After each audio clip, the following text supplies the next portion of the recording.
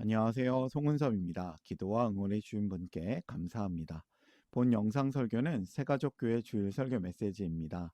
교회 성도님들과 신앙생활의 새가족을 위한 쉬운 메시지를 전합니다.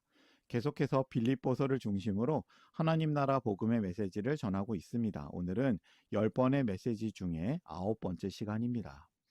오늘 함께 읽을 하나님의 말씀은 빌립보서 4장 1절에서 9절까지이며 설교 제목은 불안의 시대, 평강으로 살다입니다. 오늘 설교에 대한 궁금함, 기대감을 가지고 메시지로 함께 들어가 보겠습니다. 먼저 같이 성경을 읽어볼까요?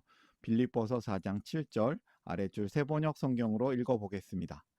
그리하면 사람의 헤아림을 뛰어넘는 하나님의 평화가 여러분의 마음과 생각을 그리스도 예수 안에서 지켜줄 것입니다. 아멘. 현대사회를 걱정을 소비하는 세대라고 얘기하고 있습니다. 우리는 참 불안한 시대를 살고 있죠. 과거에도 어려움은 있었지만 오늘날 사람들은 그 어느 때보다도 많은 정보를 접하며 살아갑니다. 아침에 눈을 뜨면 경제 뉴스가 들어오고 건강에 대한 걱정도 찾아오고 자녀의 미래가 마음에 걸리고 직장의 불확실성이 우리를 압박하기도 합니다. 근데 이상한 점이 있습니다. 세상은 점점 발전하고 있습니다. 과학이 발전했습니다. 생활은 편리해졌습니다. 정보가 넘쳐납니다. 그런데 사람들의 마음은 더 평안해지지 않고 오히려 불안이 더 커지고 있습니다. 그래서 오늘날 가장 많이 사용되는 단어 중에 이런 단어들이 많이 쓰이죠. 스트레스, 번아웃, 불안입니다. 어느 신문 기사에서는 이 현대인들을 걱정을 소비하는 세대라고 표현했습니다. 문제는 불안이 단순히 감정의 문제가 아니라는 것이죠. 불안은 우리의 생각을 지배하고 관계를 무너뜨리고 신앙까지 흔들 수 있습니다. 오늘 본문에서 바울은 놀라운 말을 하고 있습니다. 감옥에 갇혀 있는 이 바울이 언제 석방될지 모르는 이 사람이 고난 가운데 있는 사람이 이렇게 말합니다. 주님 안에서 항상 기뻐하십시오. 그리고 아무것도 염려하지 말고 기도하십시오. 어떻게 이런 말이 가능할까요? 오늘 말씀은 이 불안한 시대를 살아가는 우리에게 하나님의 평강을 누리는 방법을 보여줍니다. 오늘 말씀을 통해 또 세 가지 질문과 답을 함께 살펴보기를 원합니다. 오늘 설교를 위해서 세 가지 질문을 준비했습니다. 쉬운 질문이며 답도 쉽습니다. 오늘 메시지를 듣는 분들에게 도움이 되는 질문이 되기를 바랍니다. 하나씩 살펴볼까요? 첫 번째 질문. 바울은 무엇을 조언하는가? 말씀을 읽겠습니다. 그러므로 사랑하고 사모하는 나의 형제자매 여러분, 나의 기쁨이요, 나의 면류관인 사랑하는 여러분, 이와 같이 주님 안에 굳건히 서 계십시오. 나는 유오디아게를 권면하고 순두계에게도 권면합니다. 주님 안에서 같은 마음을 품으십시오. 오늘 말씀에는 좀 배경 설명이 필요합니다. 아무튼 바울은 주님 안에서 굳게 서라고 말합니다. 그리고 주님 안에서 같은 마음을 품으라고 조언하고 있죠. 왜 굳게 서라고 말합니까? 세상이 흔들리기 때문입니다. 아니, 내 마음이 흔들릴 수 있기 때문입니다. 당시 빌립보 교회는 여러 어려움을 겪고 있었습니다. 외부적으로는 박해가 있었습니다. 내부적으로는 갈등이 있었습니다. 특히 2절에 나오는 이 유오디아와 순두계라는 두 사람의 이름을 언급하는데요. 유오디아에게 권하고 순두계에게 권합니다. 주님 안에서 같은 생각을 하십시오. 이 두 사람은 복음을 위해 함께 수고했던 동역자들로 생각이 됩니다. 그런데 갈등이 생긴 것이죠. 교회 안에도 갈등이 있다는 사실은 놀라운 일이 아닙니다. 문제는 갈등의 존재가 아니라 갈등을 다루는 방식이겠죠. 깨어진 세상 가운데 박해가 있고 갈등이 있습니다. 이 부분은 빌립보서 전체에서 가장 구체적인 문제를 보여주고 있습니다. 이 두 사람은 일반 교인이 아니라 교회 안에서 영향력이 있었던 여성 지도자들로 보여집니다. 왜 그렇게 볼 수 있냐면요. 3절에서 바울이 이렇게 말합니다. 이 여자들은 나와 함께 복음을 위하여 애쓴 사람들입니다. 이 애썼다는 표현은 원래 운동 경기나 전쟁에서 함께 싸운다는 의미를 가진 단어입니다. 즉 이들은 바울의 선교 사역을 적극적으로 도와줬던 중요한 동역자들로 알 수 있겠죠. 흥미롭게도 빌립보 교회는 처음부터 여성 사역자와 깊은 관련이 있습니다. 사도행전 16장에 보면 빌립보에서 처음 복음을 받아들인 사람이 루디아라고 합니다. 이 당시 마케도니아 지역은 다른 지역보다 여성의 사회 활동이 활발했습니다. 따라서 이 두 사람은 교회 안에서 상당한 영향력을 가졌을 가능성이 높은 것이죠. 바울이 이 공개 편지에서 망신을 주려는 것이 아닙니다. 두 사람의 화해가 공동체 전체에 중요하다라고 판단하고 적은 것이죠. 갈등은 단순한 개인 감정 문제가 아니라 교회 전체, 공동체 전체에 영향을 주고 있었다는 것입니다. 외부적으로는 박해가 있습니다. 내부적으로는 큰 갈등이 있습니다. 이 원래는 교회는 이런 어려움 가운데 세워지는 것입니다. 세상이 깨어졌기 때문입니다. 악한 자들이 공격하기 때문입니다. 공동체를 위한 바울의 조언을 들어보세요. 이것이 교회를 세우는 비결입니다. 첫 번째 비결이죠. 굳게 서라. 같은 마음을 품으라. 성도는 굳게 서고 한 마음으로 애쓰는 사람들입니다. 하나님이 이렇게 굳게 서고 한 마음으로 애쓰도록 이끌어 주시기 때문입니다. 두 번째 질문으로 갈까요? 불안을 이기는 방법은 무엇인가? 이 불안한 사회, 깨어진 세상에서 사는 방법이 무엇일까요? 바울은 말합니다. 주님 안에서 항상 기뻐하십시오. 다시 말합니다. 기뻐하십시오. 아무것도 염려하지 말고 모든 일을 오직 기도와 간구로 하고 여러분이 바라는 것을 감사하는 마음으로 하나님께 아뢰십시오. 바울은 이렇게 말하고 있습니다. 항상 기뻐하라. 염려하지 말고 기도하라. 이 바울이 이 불안의 시대에서 살아내는 비결, 방법을 설명하고 있습니다. 바울은 항상 좋은 일이 있으니까 기뻐하라고 말하지 않았습니다. 항상 주님 안에서 기뻐하라고 말합니다. 왜냐하면 상황은 변하지만 주님은 변하지 않으시기 때문이죠. 건강이 변할 수 있습니다. 재정이 변할 수 있습니다. 관계도 변할 수 있습니다. 그러나 하나님은 변하지 않으십니다. 그래서 기쁨의 근거가 상황이 아니라 하나님일 때 흔들리지 않을 수 있습니다. 그래서 6절에서 바울은 유명한 말씀을 보여주고 있습니다. 아무것도 염려하지 말고 모든 일에 기도와 간구로 여러분이 바라는 것을 감사하는 마음으로 하나님께 아뢰십시오. 기도하십시오. 바울은 단순히 걱정하지 마라고 말하지 않습니다. 대신 대안을 제시하고 있습니다. 염려 대신 기도하라는 것이죠.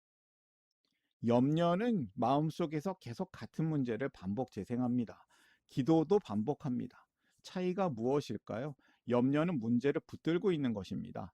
기도는 하나님께 문제를 맡기는 것입니다. 염려는 나를 중심에 둡니다. 기도는 하나님을 중심에 둡니다. 어떤 사람이 무거운 가방을 들고 친구의 차를 탔습니다. 그런데 차를 탄 후에도 계속 가방을 등에 메고 있었습니다. 친구가 물어봅니다. 가방을 왜 계속 메고 있어? 그 사람이 대답을 하죠. 차 태워주는 것도 미안한데 가방까지 맡길 수는 없지. 어리석게 들리지만 우리의 모습과 비슷합니다.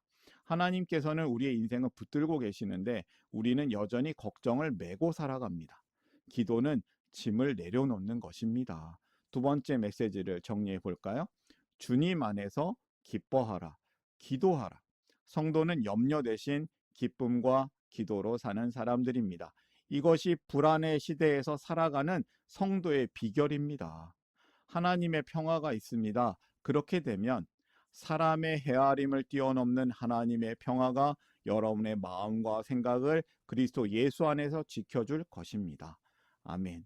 여러분은 걱정이 생길 때 가장 먼저 무엇을 하십니까? 인터넷 검색을 합니까? 사람들에게 이야기합니까? 혼자 고민합니까? 많이 먹읍니까? 아니면 하나님께 먼저 가져갑니까? 7절을 보면요. 하나님의 놀라운 약속이 있음을 알 수 있습니다. 우리의 걱정을 하나님께 드리면 됩니다. 여기서 지켜줄 것이란 표현은 군대가 성을 지키는 모습을 가리킵니다. 하나님의 평화, 하나님의 평강이 우리의 마음을 경비병처럼 지켜준다는 뜻입니다. 문제가 사라진다는 약속이 아닙니다. 문제가 있습니다. 문제 가운데서도 하나님께서 마음을 지켜주신다는 약속입니다. 세 번째 질문으로 갈까요? 그래서 어떤 것을 생각하고 실천하라고 하는가? 바울의 권면이에요. 마지막으로 형제자매 여러분, 무엇이든지 참된 것과 무엇이든지 경건한 것과 무엇이든지 옳은 것과 무엇이든 순결한 것과 무엇이든 사랑스러운 것과 무엇이든지 명예로운 것과 또 덕이 되고 칭찬할 만한 것이면 이 모든 것을 생각하십시오. 그리고 여러분은 나에게서 배운 것과 받은 것과 듣고 본 것들을 실천하십시오. 그리하면 평화의 하나님께서 여러분과 함께 하실 것입니다. 참된 것, 그리고 덕이 되고 칭찬할 만한 것들을 생각하라고 합니다. 그리고 바울에게서 배운 것과 받은 것, 듣고 본 것을 실천하라고 하고 있죠. 바울은 왜 생각할 내용과 실천할 내용을 함께 말하고 있을까요? 생각과 행동이 연결되어 있기 때문입니다. 무엇을 계속 생각하느냐가 결국 삶의 방향을 결정합니다. 바른 생각이 바른 행동으로 이어집니다. 선한 생각이 선한 행동으로 이어집니다. 성도에게는 바른 생각이 먼저 중요합니다. 예화가 있죠? 생각에 대한 예화입니다. 어떤 농부가 두 마리 늑대의 이야기를 들려줍니다. 한 마리는 감사, 사랑의 늑대입니다. 또 다른 한 마리는 불평과 두려움의 늑대입니다. 이 어린 손자가 물어봅니다. 할아버지, 어느 늑대가 이겨요? 할아버지가 대답을 합니다. 네가 먹이를 주는 늑대가 이긴단다. 우리의 마음도 마찬가지입니다. 무엇을 계속 생각하느냐가 우리의 삶을 결정하는 것이죠. 오늘날 사람들은 생각의 전쟁 속에 살아갑니다. 하루에도 수많은 정보가 우리 머릿속에 들어옵니다. 문제는 생각이 삶을 만든다는 것입니다. 부정적인 생각만 하면 삶이 어두워집니다. 비교만 하면 만족이 사라집니다. 두려움만 생각하면 용기가 사라집니다. 그래서 바울은 생각을 훈련하라고 말하고 있습니다. 그리고 바울의 권면은 생각에서 끝나지 않았습니다. 평강은 단순한 지식이 아니에요. 실천 속에서 경험이 됩니다. 기도를 배웠다면 기도해야 합니다. 용서를 배웠다면 용서해야 합니다. 감사를 배웠다면 감사해야 합니다. 그때 평강의 하나님, 평화의 하나님께서 함께 하십니다. 세 번째 메시지를 정리합니다. 바르게 생각하라, 바르게 실천하라. 성도는 생각을 훈련하고 실천하는 사람들입니다. 하나님께서 이끄십니다. 여러분, 세상은 불안을 줍니다. 그러나 하나님은 평강을 주십니다. 세상은 걱정을 키웁니다. 그러나 하나님은 마음을 지키십니다. 오늘도 주님 안에 굳게 서서 염려보다 기도를 선택하고 하나님의 평강 가운데 살아가는 저와 여러분이 되시기를 바랍니다. 오늘의 메시지를 정리하면서 더하는 질문을 드려봅니다. 세 가지 질문이 있습니다. 요즘 내 삶에서 가장 큰 불안이나 염려는 무엇인가? 사람 관계, 경제적 문제, 건강, 미래에 대한 불안 등 그 문제를 대할 때 나는 주로 어떤 반응을 보이는 편인가? 혼자 고민, 상담, 인터넷 검색, 기도 부탁 등의 행동이 있겠죠. 두 번째, 바울은 주님 안에서 항상 기뻐하십시오라고 말한다. 나는 언제 하나님 안에서 누리는 기쁨을 가장 깊이 경험하였나? 반대로 신앙의 기쁨을 잃어버렸던 시기가 있었다면 어떤 이유였는지 나누어 보라. 빌립보서 4장 8절은 무엇을 생각할지 선택하라고 권면한다. 최근 내 생각을 가장 많이 차지하고 있는 것은 무엇인가? 한 주 동안 염려보다 기도, 불안보다 신뢰, 걱정보다 감사를 어떻게 실천할 수 있을까?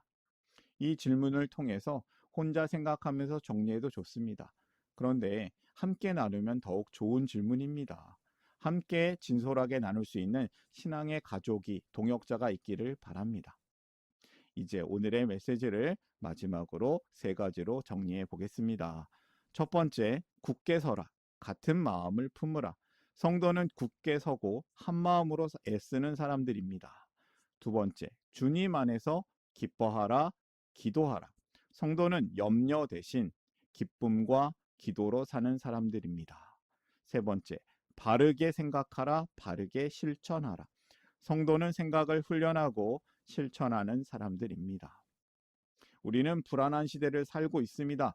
하지만 성경은 불안이 우리의 주인이 되어야 한다고 말하지 않습니다. 오늘 말씀이 세 가지를 가르쳐 주죠.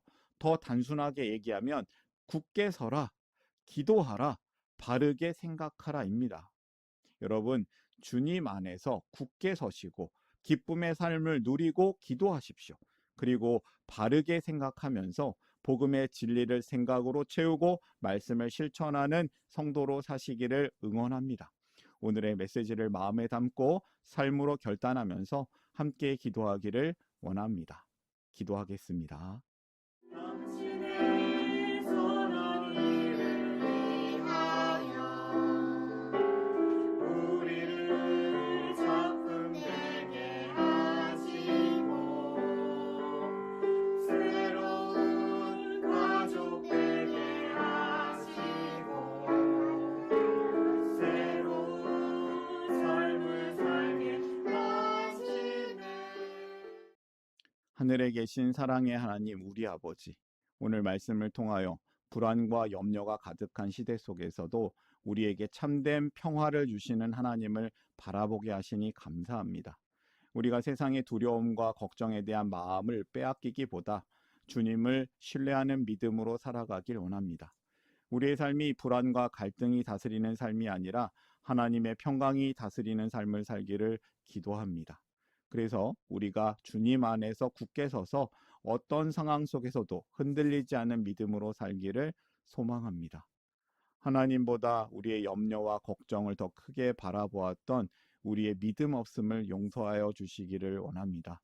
우리가 우리에게 상처를 준 사람들을 용서하게 하시고 유오디아와 순두개를 향한 권면처럼 주님 안에서 화해하고 하나 되는 공동체를 이루도록 이끌어 주시기를 기도합니다. 우리가 주님 안에서 항상 기뻐하며 관용의 너그러운 마음으로 살기를 소망합니다. 우리를 시험에 들지 않게 하시고 불안과 두려움, 비교와 낙심의 유혹에서 넘어지게 않게 하소서. 모든 일에 기도와 간구로 하나님께 감사하는 마음으로 나아가기를 원합니다. 우리가 참되고 경건하며 옳고 정결하며 사랑스럽고 칭찬받을 만한 것을 생각하고 실천하며 살기를 소망합니다. 사람의 해안임을 뛰어넘는 하나님의 평화가 늘 우리와 함께하기를 기도합니다. 모든 나라와 권세와 영광이 영원히 아버지의 것입니다. 우리 주 예수 그리스도의 이름으로 기도드립니다. 아멘. 하나님 나라 여기 있네. 하나님 나라 함께 사네. 예수님 노래합니다.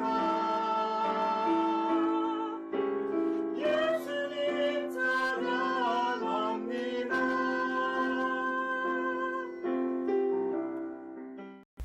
샬롬, 송은섭입니다. 저를 통해 또는 누군가의 추천과 우연한 기회로 이 메시지를 보게 되신 분들께 감사합니다. 모든 성도님들은 하나님 나라의 새가족이십니다. 교회를 처음 나오신 분들만 새가족이 아니라 우리 모두가 새가족입니다. 왜냐하면 우리가 하나님 나라에서 새로운 관계가 된 새로운 가족 공동체이기 때문입니다. 본 설교는 새가족교회 공동체 새가족과 후원자를 위한 메시지이며 기독교를 잠시 떠났거나 새롭게 시작하시는 분들을 위한 쉬운 메시지이기도 합니다. 혹시 새가족교회의 가족, 새가족 또는 후원자가 되기를 원하시는 분들은 이메일로 카카오톡 아이디로 연락을 주시면 감사하겠습니다. 오늘의 메시지 하나님의 은혜가 넘치시기를 바랍니다. 사랑합니다. 축복합니다.